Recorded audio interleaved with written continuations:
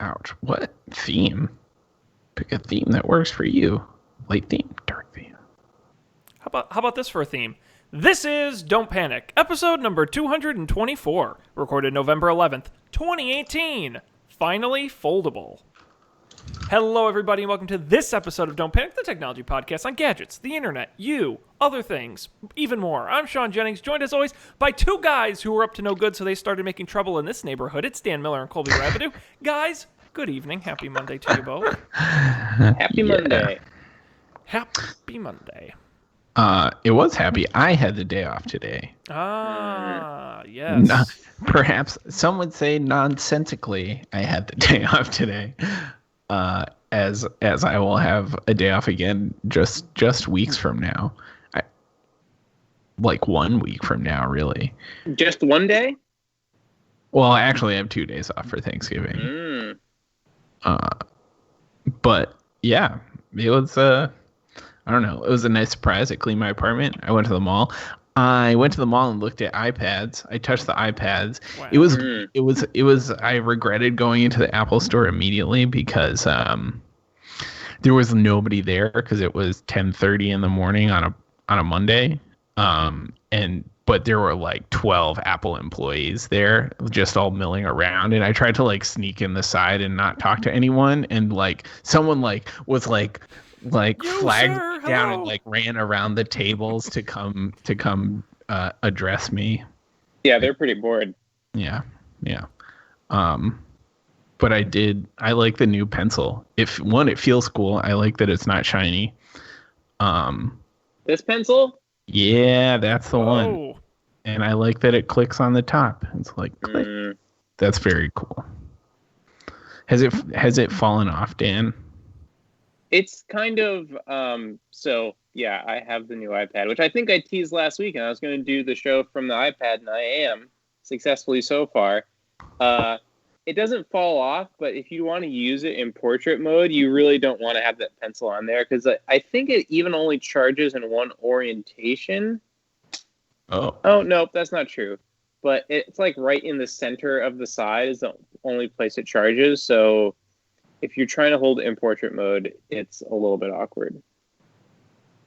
But so I don't know where I'm going to put it when I'm not using it, which is most of the time. Yeah. Also, I wish I was a better artist, but I did draw some circles. I doodled with it a couple nights ago. I just like drew some shapes that felt pleasant to me. See, now that's... You ever like really think about how a triangle feels? How very it mystical feels? shape. How it feels.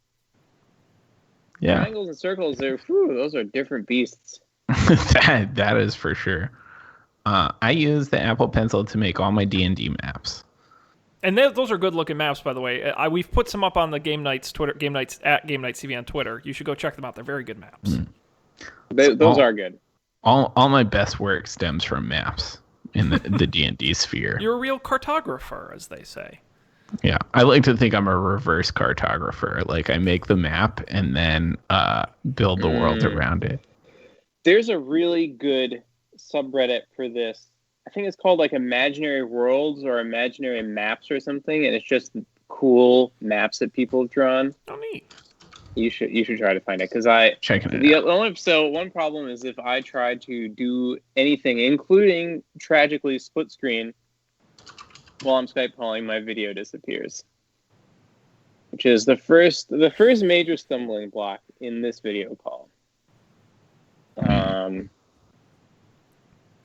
But yeah, I'm happy to talk about my iPad experience whenever we want to. You're welcome to dive right in. What's the experience been like? My challenge for the next month is I'm going to use the iPad as my only computer to do things on when I'm not at work and possibly when I'm not programming. Although the more I think about it, the more intrigued I am by trying to do programming on the iPad. But I haven't decided on that yet. So I'll try to do all the shows from the iPad probably until our holiday spectacular episode. So that's the goal. let's see. Now, did so you? the first. Sorry, I was just saying because you were talking about coding. Did you get the keyboard, the smart keyboard as well for it? no, because at first I was like, well, I'm not going to be doing programming on it, and if I'm not programming, what am I doing that requires a lot of typing in like my personal time? And I've never felt the need for a keyboard on my other iPad. Mm-hmm.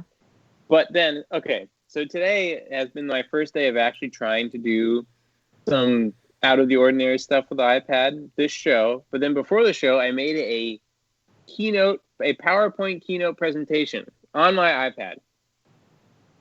And as soon as I started doing it, I was like, "Oh boy, like this is gonna suck." And one of the first things I tried to do was because what I do when I make slideshows a lot is I don't make an actual template slide, but I kind of make a template slide and then I copy and paste it and then like keep changing some stuff inside of it. And I was like, oh God, can I even copy and paste the slide in this iPad app? You totally can, and it works just like you hold down the slide on the left, the little thing comes up, you can copy it. But then I was like, well, where do I paste it? And I guess I'll just hold down somewhere on the left. Sure enough, the little paste button pops up. I was like, okay, so that was pleasantly surprising. And actually making a keynote presentation on the iPad is great because you have kind of fine-tuned controls about arranging objects, and like it's way easier to tilt them, so you can like make a square and then rotate it a couple of degrees. So that was all pretty natural. The big problem I ran into was sharing the file, not because of Keynote. The Keynote app, you can export it as images, PDF, PowerPoint, but just because the medium that I wanted to send it over, GroupMe, was you couldn't send documents through the app. You can do it on the web, I'm pretty sure, but it's not through the app. And it doesn't show up in the share sheet for documents, none of that stuff. So that's pretty much been my iPad adventures so far. It's super fast. It looks really cool. I'm just thinking about getting the keyboard case. We'll see. Now, which one? Do you have the keyboard? Oh, I have the space gray one. I got the second smallest size, which is that 128? Is that 256? I think it's 256. Which size screen did you get? Oh, the small size screen. I haven't seen the big size one, but I can't imagine that I would be very into it. Let's see. We can't hear you. I can't hear Colby. No. That's the one I played with today. The small one or the big one? The big one. So what did you think about the two sizes? I think the big one is the way to go. Be crazy not to. I don't know. Maybe that's wow. I think it looked really cool though. Again, this was standing at the Apple table doing stuff with it, not lounging or anything. But right. I love the iPad as a lounging device. Like a weekend morning with nothing to do except a cup of coffee and my iPad. Whew. Oh, Dan's living the dream life. Yeah. Yeah. That's about it. I have a separate topic, technology related topic, but I'm happy to answer any and all iPad questions. Okay. Hearing nothing. Yeah. Hearing nothing. I have a group of friends, and we have had a GroupMe chat for years, and every year that goes by, I hate GroupMe more. They got bought by Microsoft 6 years ago or something like that. The app does get updated about once every month to 2 months, which you could have fooled me because it doesn't change. The updates don't change anything at all. It is always very slow to get the new paradigms, new screen sizes, new iOS support. You do not have fine-grained notification control. If someone mentions you, the notification you get simply says that they mentioned you and does not contain the context of their message at all. A bunch of really infuriating things. Their web app is okay, but is real janky. So I was like, we need to move into the future. But humans are very resistant to change. So that was a presentation I put together. Was I did a survey of all the group chat apps. I collected their product requirements, which I will read off to you. iOS and Android apps, push notifications, image gallery, calendar, app mentions, profile pictures, web interface. So I did Slack, I did Discord, I did Zulip, I did WhatsApp, I did Messenger. And honestly, Messenger is the only one that ticked all the boxes. But I was curious if you all have a group texting app that you think that I should investigate. No. First of all, let me just say, Dan, I love projects like this. I love that you're doing this. This is amazing. This is exactly the kind of shit I would do. This is good on you. I can't, we've talked about the wire cutter before, and they kind of pick the best of certain stuff. I think Don't Panic can be like that for weird app uses. You've put together a chart. You've done your research. You've proven out the point. I don't have a single one I use with a lot of people, and I find problems with all of them. Like I use Slack with you guys. I use Messenger, WhatsApp with my international coworkers, iMessage, but I realize that doesn't have an Android option. I think they all have pros and cons, so I actually am very excited to hear the result of this. I don't know of one I would if someone asked, hey, we're starting a new group chat, what should we do it in? I'd probably say Facebook Messenger, only because pretty much everyone has Facebook. But that doesn't mean I like it. So the problem, even though Facebook ticks all the boxes on paper, I suspect that after they read this presentation, they will be like, yeah, but it's Facebook. It doesn't take that one big box with the "it's Facebook" next to it. Right. No one said explicitly, but I already picture two people saying So. Yeah, I really wanted to like Discord. I started using it more recently. It's like Slack, but the free features, limits are non-existent. And it has additional features like voice chat, which is kind of cool. Because this group of people does not often, but occasionally play games, and we've had it where it's like, all right, let's get on an actual conference call. I don't want to set up Skype. But it doesn't have calendar. You can have a calendar bot or app that you add in, but it doesn't have an image gallery. Very few image gallery was the tough thing. Only WhatsApp and Messenger had image galleries, which was very surprising to me. Slack, there's no way in Slack you can see the files that were uploaded, but you don't get a preview, like a thumbnail of the images.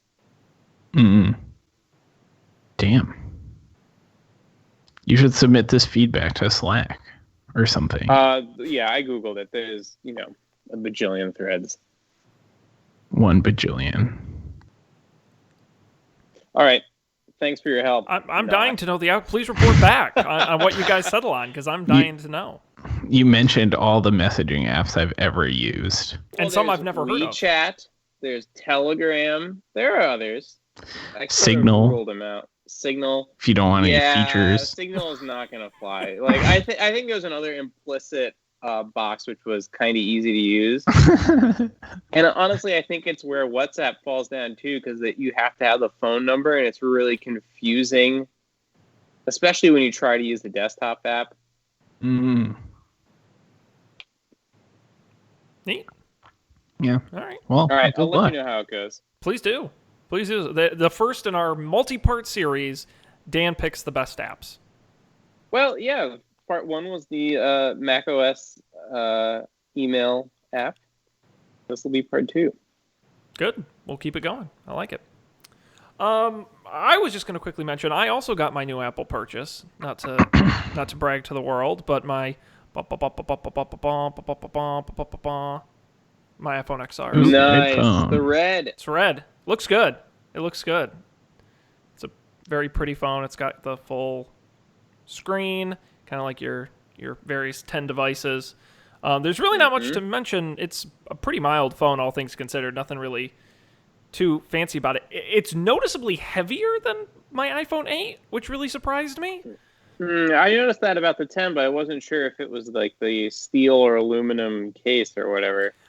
I think it's stainless steel on the 10. But what amazed me is, and this was quickly in the Apple Store, so I don't know if this is true. When I held this against a 10S, because that was what I was deciding between, the 10R felt heavier than the 10S. Now the screen's a little bit bigger, but I don't know if it's because it's the LCD versus the OLED. I don't know if that's got something to do with it. I don't know, but yeah, it's a perfectly fine phone. I don't really. So what are your thoughts on like the swiping and the Face ID stuff? It took me a while to get used to it. I honestly don't think it's better than Touch ID, and the home button. Have you cooked with it yet? I have. I've cooked with it, but the problem I have is that I still have to pick up. My phone is always in a position where my face isn't in range for it to. So I have to like get my face. If it's like on the counter, I have to like get up over it to like get it to act, or I have to pick it up, which I've got messy hands. So even though I don't have to use the ID, I'm still picking it up. So in that case, it's like not a huge advantage in that respect. Using it in the shower is great. It's very convenient for that. But this was another piece of iPad feedback I remember. If I'm holding the iPad in portrait and laying on the couch or in bed, that's the only time when the camera doesn't pick me up. If I have it laying on the table, it usually works. If I have it in landscape, it usually works. But that's like 80% of my iPad usage up until I've been trying to really use it is portrait mode lying down on something. Yeah. And that actually works better if I flip it upside down, which you can't really tell, so that the camera's on the bottom. Just a little weird. Yeah, that's the first thing I do every morning is check the notifications on my phone, and I've kind of got to like get up off the pillow, and like, I want to see what happened. But I will say, eventually it'll learn what your tired face looks like, and it'll unlock right away. That's what I'm. I actually noticed that. That's what I'm hoping, because I need that, because I'm not smart enough in the morning to handle this complicated cutting edge technology. But I will say my favorite feature of it is I usually have it. And when I'm sitting at my desk, I've mentioned before, I have a stand-up Samsung wireless charger, so it's kind of propped up next to my desk. And so it'll buzz, but, it does that thing where it just says notification until you look at it. And I love the feature where I see notification out of the corner of my eye, and then I, like, aggressively turn and stare at it, and then, like, magic, my notifications come. And it's great, and it's this weird thing I do, because I find it, and I just go, and I look. Boop, and then the notifications come up. So that's neat. It's a fine phone. I've got no complaints, but this is the first iPhone upgrade I've ever done where I'm like, I don't know how this is better than my old phone. But also, this is the first time I've ever done a 1 year up. I usually always go 2 years between phones, and this is the first time I've done a single year. So I think that's part of it. Because my old phone didn't feel old yet. I'm surprised that I think give it a couple weeks and go back to your old phone. Oh, my old phone's already gone. Oh, okay. That's the trade-in. It's already sent back. No going back. I found myself when I see someone in the subway using the phone with a button on the bottom, like, what? You're wasting so much space.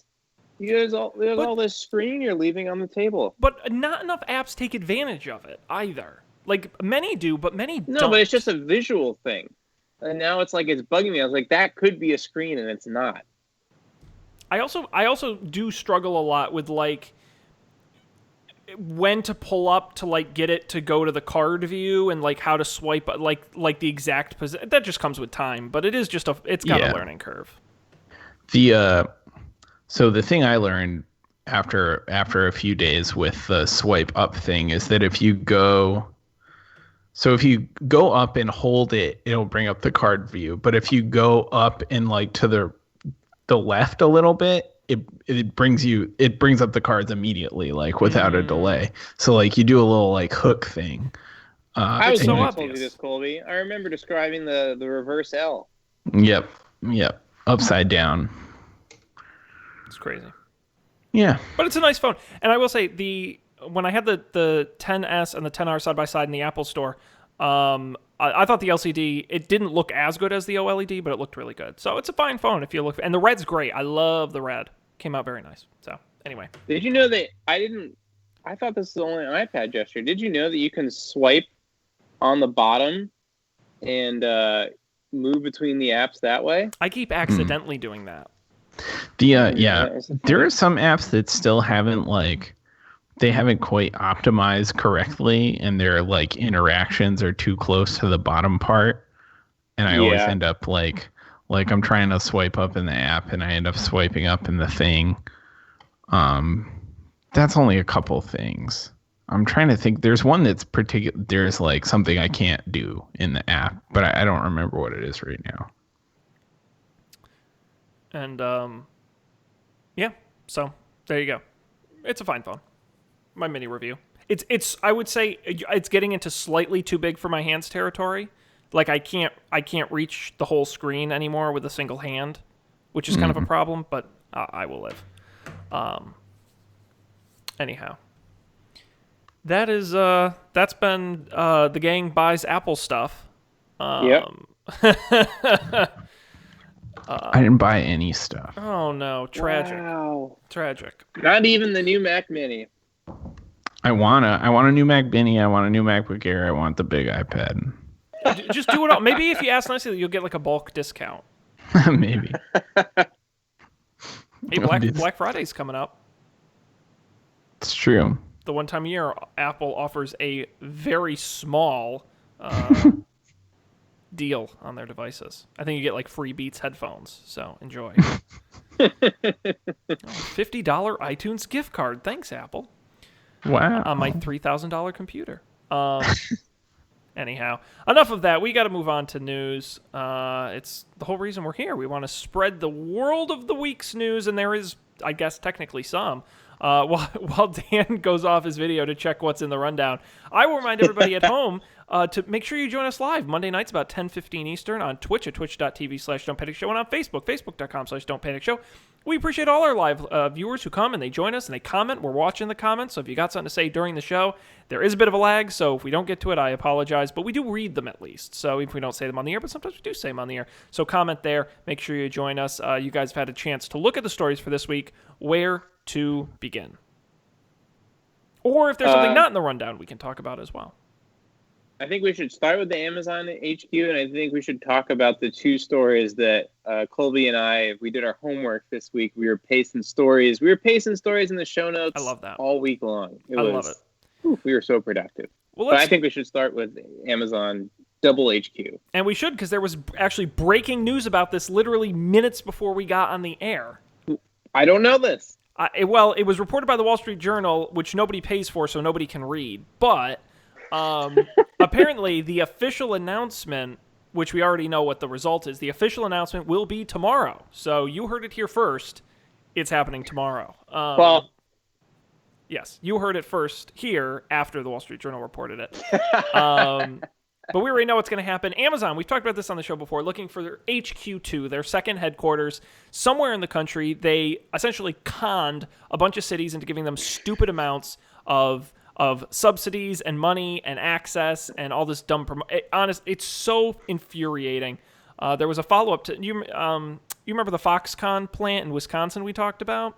And we're all like, oh, this is going to work out well. There was just a follow-up story the other week where each job is going to cost the state $250,000 per one job. It's crazy. These things drive me nuts. But thank God this national Amazon nightmare is finally over. Amazon has decided, let's spread the wealth. Why have one second headquarter when you can have 2 second headquarters, which I guess would be a second and a third. Right. Why have one equal headquarters to balance out your massive Seattle campus when you could just have 2 additional inferior offices like you already have all over the world? Exactly. Each city location would employ about 25,000 people. It's claimed the decision has to do with being able to recruit enough talent and preemptively addressing issues with housing and transit. So they don't want to dump 50,000 people on a city, rather 25,000 on 2 cities. And breaking those 2 cities, gentlemen, drum roll please. The 2 best cities in America, the 2 largest and most memorable cities in America, New York City and Crystal City, Virginia. 2 icons of this great nation of ours. Indeed. Where specifically in New York, Sean? I believe Long Island City. Yeah. In the great Queensboro, I believe. Yep. Yep, in Queens. I said it like a real New Yorker. You could tell I've definitely been there. Queensboro. It's like Brattleboro. You kind of say it the same way. Yes, exactly. All one word, just blends together. Dan, do you know the site at all? Do you know this area where they're putting I know there's a good cocktail bar in Long Island City. There's a good climbing gym in Long Island City I've been to several times. There's a really good ramen place in Long Island City. I don't know the exact building that they're talking about, but I know the area. It's like there's a 10% of Long Island City is like transplanted Brooklyn brownstones that you'll never ever see in Queens, and then 90% of it is Midtown Manhattan, like bright shining steel high rises that are either apartments or office buildings. It's super bizarre. Wow. And then maybe there's another 10%, which is like construction sites, garbage dumps, and warehouses. That's my impression of LIC. Well, I'm sure Amazon will certainly change a lot of that. Yeah, 25,000 people. Ultimately, yep. I wonder, like, I feel like I can picture in my head the top 10 biggest universities. I couldn't name all of them, but, you got Penn State and Ohio State. What are the top 10 largest companies by numbers of employees? At like a single location type thing, you mean? Maybe. I guess, I don't know. If that information exists, there's a Wikipedia article for it somewhere. By the way, the other day I saw the list of Wikipedia lists, and then the list of lists of Wikipedia lists, which is also a Wikipedia article. That's awesome. Nice. But because I feel like 25,000, I feel like the biggest companies I know are like 50,000. Like that's about as big as it can possibly get. So is what Amazon's saying is that between just their Seattle headquarters and these other two headquarters, they're going to have 100,000 people. Never mind all of the warehouse employees and all of the other satellite offices. That is exactly what they're saying. Does Google even have 100,000 employees? Because I thought like 50,000 was as big as you get. 50,000, like Fortune 100 companies are about 50,000 people. That's a really good question. Wikipedia lists the number of employees under Google at 85,000. And I can see what it says about Amazon. No, Amazon, not the river, the company. Amazon, it says, guess how many employees Amazon has? But again, you got to remember, they own warehouses, and they count all of that. 300,000. 613,000. Whoa. That's now, crazy. I would think something like Walmart or something has more than that, right? Yeah, Walmart, I believe, is the single largest employer in the country. In the U.S. alone, 1.5 million people are employed That's by bananas. Walmart. Isn't that bonkers? 1.5 million. And it's 2.3 million worldwide. There are Walmarts in other parts of the world. Oh yeah, no, for sure, all over the world. I haven't seen one. Walmart International, in 26 countries outside the U.S. Whoa. Yep. Interesting. Walmart's So that's enough everywhere. about New York. What do you think about Crystal City, Virginia? Crystal City, just outside of Arlington, in Northern Virginia, basically right next to Reagan International Airport. One of the things that attracted Amazon to the site. Yeah, I think it's fine. Yeah, seems reasonable. I would be curious because I know Amazon has smaller offices. I'd be curious where they are.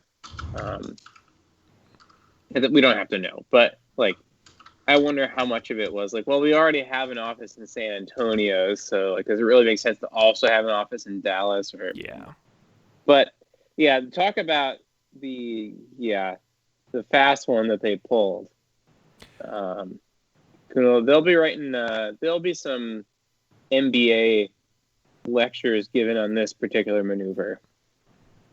Yeah, I mean, yeah, it'll be interesting to see. That's a problem with a lot. Sometimes these tax subsidies and the like incentive plans do result in positive outcomes. It's just more often than not they don't. So it'll be curious to see what the long-term effect of. I have to imagine that New York didn't give them that sweet of a deal, because like, how many companies the competition is just a lot more fierce.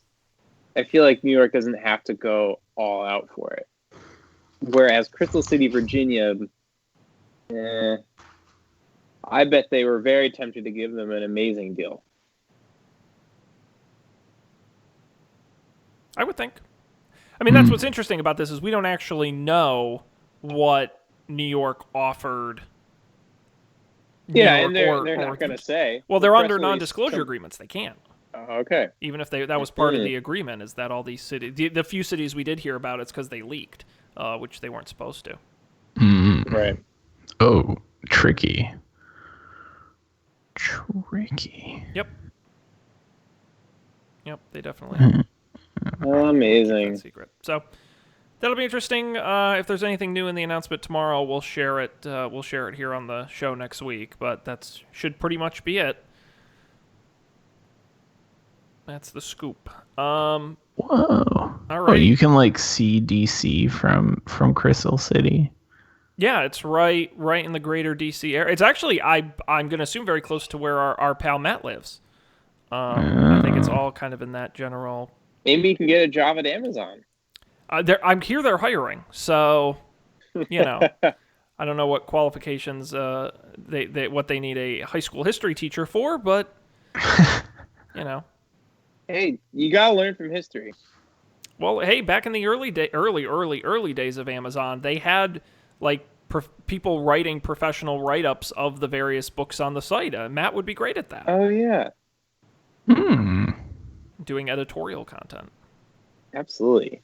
It does have opinions. I would love to see a monthly book club curated. Well, we have that. We have the monthly book club curated by Matt.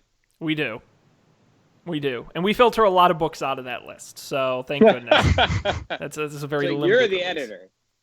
Yes, I got to keep tab. But also, he filters out a lot of my books, so it works both ways. That's why you only get the best of the best. It's a double blind system. Let's see. Dan, you said you want to talk about the other two stories that you two posted in our internal Slack, which I'm thrilled about. I like when we do that. We're all putting together the list here.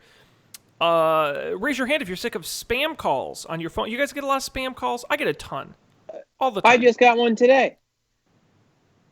It's awful. It's unpleasant. God, and they're going to do something about this.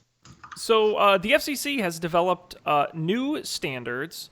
I got a spam call today from someone named Banks Major. Come on. You got to be a little more creative. Like Banks, Major? No, it says name Banks Major. Oh, that's dope. I think it does caller ID on the people calling me. I'm actually going to recommend this app instead of my application. I'm ready for that app. Sure. Yeah, I've tried a few and none have worked, so I'm curious what Dan will share. So the FCC has introduced some new a framework, as they say, to digitally validate the handoff of phone calls, making sure that the call you get is actually from the person supposedly making it. It's called the Shake and Stir framework, which is what got Dan all excited. And it goes through that great government tradition of unnecessary acronyms. STIR, standing for Secure Telephony Identity Revisited, and SHAKEN, the secure handling of asserted information using tokens. It's a framework to prevent the completion of illegally spoofed calls that uses certificates, digital certificates based on a common public key cryptography techniques to ensure a calling number is secure. Neat. I'm about that. So this is specifically about the numbers that they spoof either your phone number or someone that you know, or like your area code to try to get you to pick up. That happens to me a lot, where it looks like a local number and then hi, this is Vanessa from the Vacation Rewards Center. I'm calling, and it's like, stop. Yep. I get them all the time, like once a week. Actually, I got like 3 or 4 this week, but normally it's once a week. I get one phone call from a number that has the same like area code as me, the same, or not area code, but like the next one. I got the like 401 and then the next three, and it's the same. And I know it's not something I'm interested in. Nope, not a chance. Yeah, it's usually about my loans, the loans that I owe money on. I get a lot of Medicare. I get a lot of loans. Mm. Let's see. This one was. I guess I had a voicemail. This one actually got through. Got through. I get a lot of the. This is the IRS calling to collect, and I'm like, yeah, I don't think Lies. so. Yeah, so hopefully, Shake and Stir. It's a newer standard that the FCC is trying to push. No one is, as far as I understand, is actually using it yet. But this mention comes from an article. T-Mobile has already blocked over 1 billion spam calls as part of their Spam ID and Scam Block feature, and they have announced their readiness to adopt the Shake and Stir framework moving forward. Pretty cool. I'm excited. It would be nice. I like the acronym. Well, speaking of the that, acronym, that's like really, punchy for, a bunch of telephony, or as Sean called it, telephony nerds. I love telephony. What's great is that it stands in the long tradition of, Emily in our Facebook chat says, I get voicemails saying there's a warrant out for my arrest. Are you sure that there isn't? No, it turns out it's the actual police. That's what the police do. They leave a voicemail. Hey, if you're not busy, stop on down. There's a warrant out for your arrest. Would you mind? Pop on over. No, I actually, guys, this might be a fun hoot for the folks at home. I actually got a list of some of the most egregious congressional acronyms of all time. Ooh. So, lay it on us. Do you guys want the full written out name of the bill and you have to figure out the acronym, or should I give you the acronym and you got to figure out the bill? Acronym to bill. Okay. CHOMP. CHOMP. CHOMP.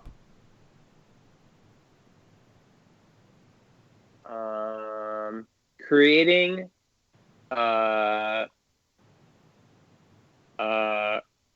crashing homelessness on many plazas. That's good. I like that, but no. Chasing horses on magic ponies. Pelicans. Plazas. Oh, plaza. The P's always plazas, guys. You know this. No, you guys were thinking of the Consumers Have Options for Molar Protection Act, a bill that requires dentists to give out safe literature to their so they don't scam people. Chomp. One more. Give us one more. That's on topic. Do you want an easy one or a hard one? Are there easy ones? Give us an easy one. Okay, prostate. That's so many letters. It is. But the P should be pretty easy. Is it prostate? Ding. Damn it. I don't even know how to spell prostate. There's your first mistake. Prostate rehabilitation, oncology, sustenance, transforming acres of trees everywhere. I like that. That's very good. It really tells a story. I mean, it's not right, but it was very good.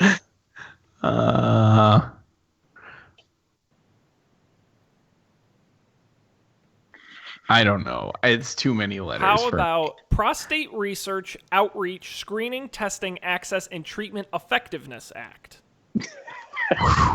Yeah.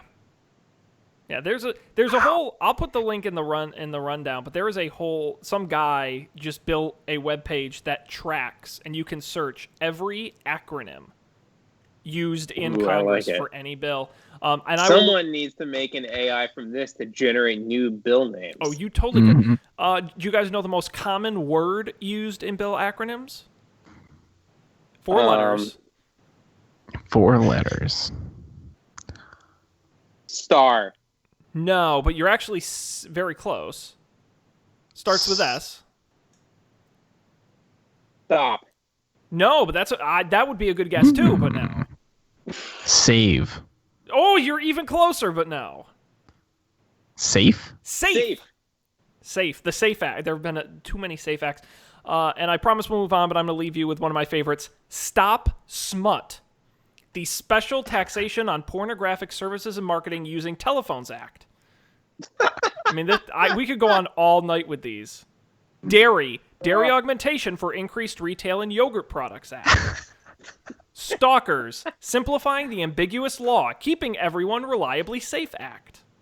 Oh my God. So is there, you know how there are musicians who specialize in writing jingles and musicians who specialize in making just the soundtracks for trailers? Mm-hmm. Are there wordsmiths out there in DC who their only job is to somehow create a thematic acronym that spells out something to do with this bill? Is that are there specialists who are oh, we got to get Janine on this one. She's she comes up with the best acronyms. We really need this thing to pass. This sounds like a CBS drama series. Well, this is House of Cards season 7. Yes, all about the acronym lady. Yeah, I like it. But we've got to move on. We've been shaken and stirred, and we got to move on to the next story. And we're going to talk about this one: informed delivery. Are you guys signed up for informed delivery? You know this one? I picked it on the show. We talked about this. Yeah. Yes. I haven't signed up for it though. It's a neat service. It turns out, a lot of people don't know this. The U.S. Postal Service scans and stores pictures of all your mail. A lot of people don't know this. They've been doing it since not that long after 9/11 as a security measure. They don't do packages. They only do traditional flat, letters and things of that nature. And they take pictures and they store them. But for a long time, they just sat on a server somewhere at the post office. No one could use them. Someone at the post office got clever and said, hey, why don't we let people use this? So they create a service called Informed Delivery. And the way it works is you go to the USPS site, sign up for Informed Delivery, and every day in your inbox you get an email, or you can use the app or visit their webpage. And each morning at 8 a.m. you get, hey, here's what's in your mail today, and it's pictures of your mail. It's not really helpful because you're going to get your mail in a couple hours anyway, but it is neat. It's pictures of your mail. I don't know if I have one I can show you from a couple days ago. Not that I want to reveal all my secret mail. I don't really get any secret mail. Did you listen to the new Reply All? Everyone, speaking of security. I think I did. These little black the Snapchat one? Yes, I did. Sean's mail. Yes, all those. So all they those open good it mails. up and they scan it? No, it's just pictures of the front. It's just pictures as they fly down the belt. They take pictures of the front. But interestingly, Colby, you shared the security story, and as soon as you shared it, it made a lot of sense to me that identity thieves and fraudsters are using informed delivery to steal people's identities and do nefarious things with them.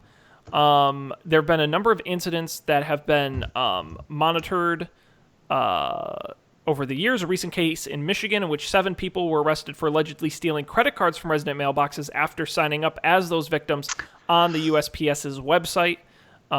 They use the feature to identify and intercept mail and to further identify theft fraud schemes. So essentially, if I understand what they're doing, is they would say, I would sign up under Dan's name, and I would say, I want pictures of Dan's mail. And then on the day when I see in his mail, oh, he's getting a credit card offer or some kind of interesting piece of mail, I would slip it out of his inbox. I would go to his house, take it out of his mailbox before he had a chance to know it was even there. In 2018, September 2018, arrested 7 people. Like I said, nearly $400,000 in unauthorized charges on credit cards they ordered in the names of the residents. That was the other thing. Or they would order something, like they'd open a credit card using your real address, but they would get the actual credit card before you had a chance to get it out of your own mailbox. Very tricky. How were these people caught? That is, it says here, last month, someone in Florida residents reported receiving hefty bills for credit cards they never knew they had. One resident received and only after that did she get a notice from USP saying someone at her address had signed up. The only problem is she had never actually signed up. So how they actually track them, how they catch any criminals, it doesn't specifically say. Right. How they led to these particular criminals. Someone That's blabbed. crazy. Well, so it doesn't matter if I signed up or not, though, because someone could just sign up on my behalf. Correct. Yes, that's what I was mentioning in our Slack channel. Is I was blown away at how little verification there is that you are who you say you are. And in fact, for the first week when I moved, I was getting, because I told him form delivery. I said I moved. This is my new address, but I was getting pictures of the guy who used to live here's mail for a week before they switched it to pictures of my mail. So it's really not great in that respect. The only thing is I do find that it's more difficult to switch it if you already have it than it is to sign up for the first time. So that's why I would tell people, right, even if you don't care, sign up for it, because at least then you're more likely to get notified if something weird happens. Yeah, because I think let me see what happens if I try to sign up with my address again. I'm not going to do that. But I'm curious if it'll say. Yeah, I'd be curious. Exactly. If it'll let me do it or not. So. Yeah, it's interesting. It's a cool idea. I do like having it, but not if, Yeah, it says it's eligible. I've read the conditions. Yeah, it's letting me create a username and password and adding my contact information. Right, because maybe you're maybe someone's moving in. Yeah, well, really the only piece of verification they do is they send you a letter in the mail with a code on it that you have to type in. But if you have physical access to somebody's mailbox, it's pretty. You just keep checking for it. Yeah. Yeah.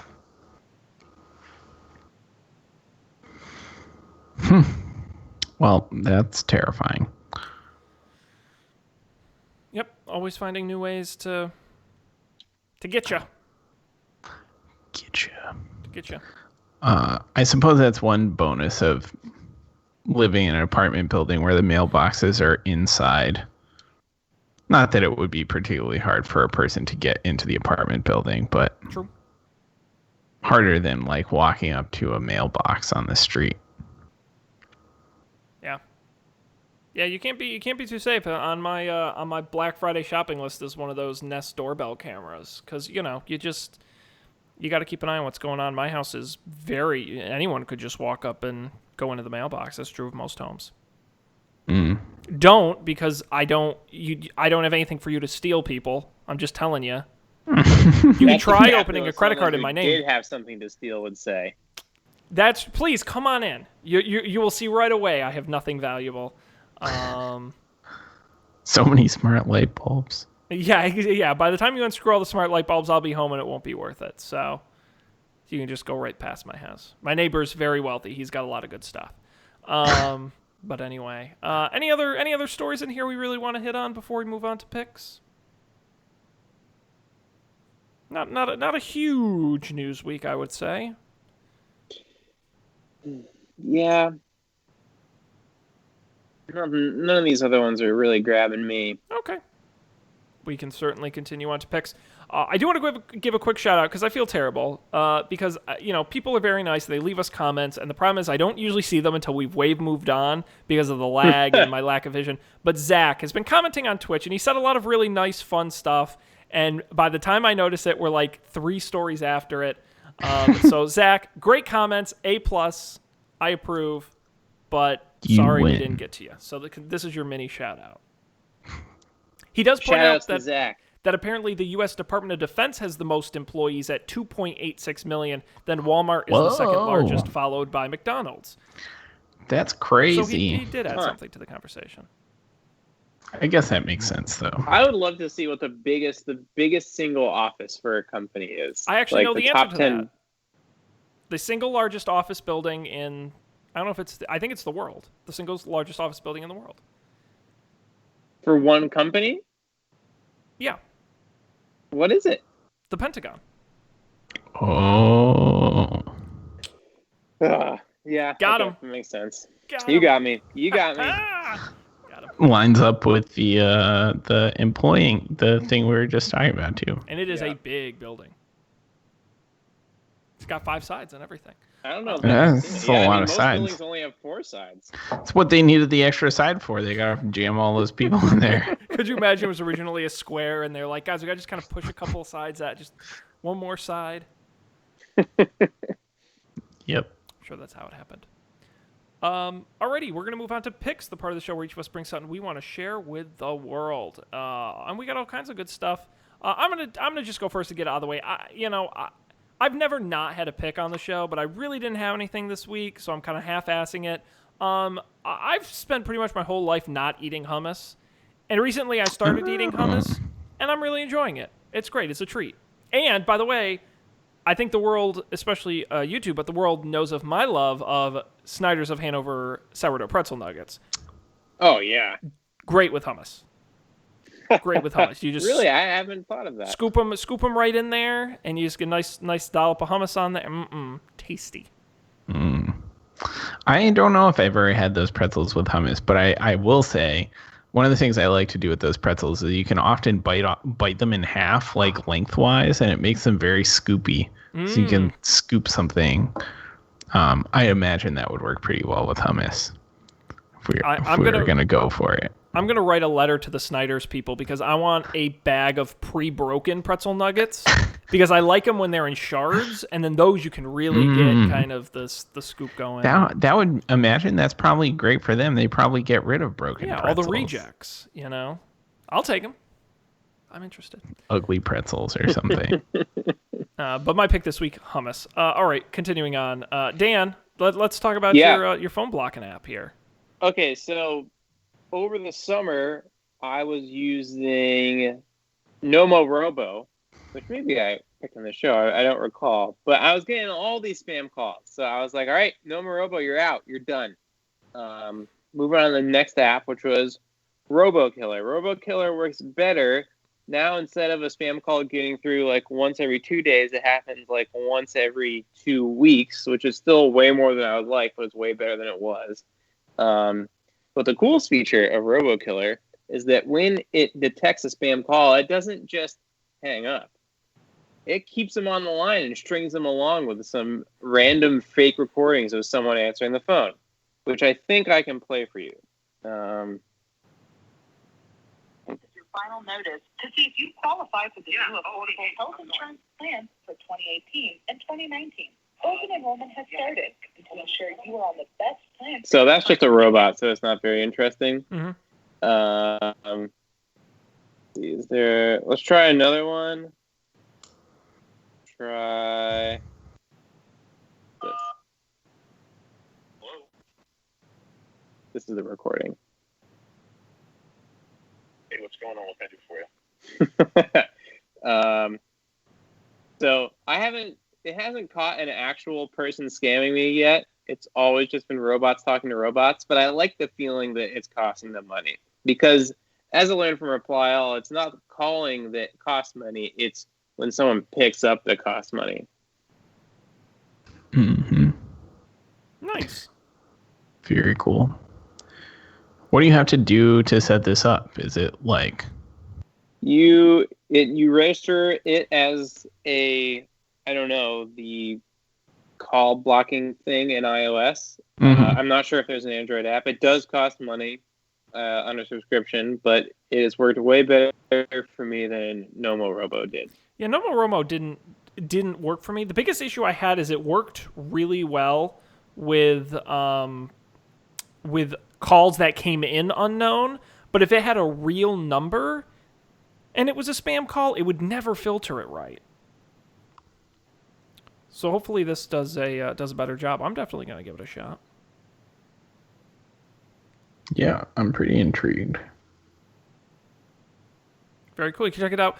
They do, by the way, Dan, have an Android app, so you can get it on Android as well as on iOS. As you mentioned, there is an in-app purchase, a subscription, a bunch of different membership options depending on the length of time you want to subscribe, but it's just a couple bucks.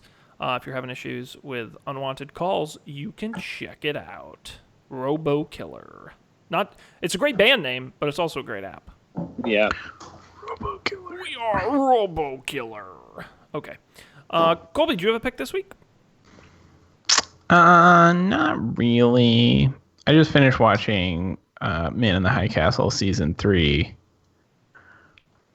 Yeah. I don't know. I feel like they lost me a little bit in the middle, and they sort of got me back, but In the middle of the season? Yeah, it got like a little bit like excruciating, like the reasons characters were doing things was just like not compelling, I guess. And I don't know, like I feel like the last 2 episodes were like a little better, like they sort of recovered, but I just don't know. I don't know. There was always a little bit of that in Man in the High Castle. Like some of the character things, arcs were like really like compelling, and some of the other ones were just like practically ABC Family quality, like drama. So I don't know. It goes back and forth, but it was okay. That's why it's not a real pick. But I want more international political intrigue, and I want more Frank and what's his name antics. And I can probably leave everything else. Yeah. But alas. Okay. Well, okay. It's a sort of Frank. a sort what's of pick. the Americana dealer? What's that guy's name? Oh, Childen. Sorry, that's who I meant. Childen and the skinny guy. Childen and Ed. Ed. Thank you. He does have good antics. Yeah, I'm there for the antics, and I'm there for the political intrigue. Word. Hey, Man, the High Castle Season 3 streaming now on Amazon Prime. Cool. Alrighty. Well, guys, unless you've got something else, I think that wraps up this episode. No, I was able to stay connected this whole time on an iPad. Honestly, the connection's been your camera's great, crystal clear. Awesome. Yeah, I saw other than when you had to go to a different app. Right. Other one, I had to check the notes. Right. What you need to do, Dan, you got to get a second iPad. Well, I do notes. still have my old iPad. Now you're thinking.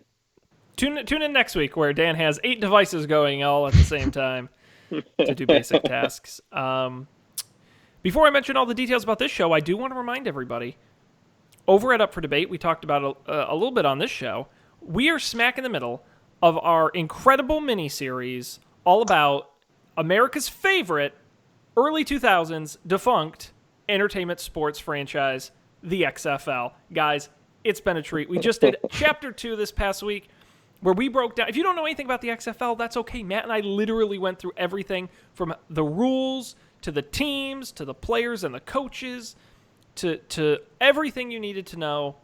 We set the stage because this week we're talking about the debut game, the kickoff game of the XFL, guys. Very memorable. So many great moments. It's literally, we're going to talk an hour about one football game. It's got so much going on.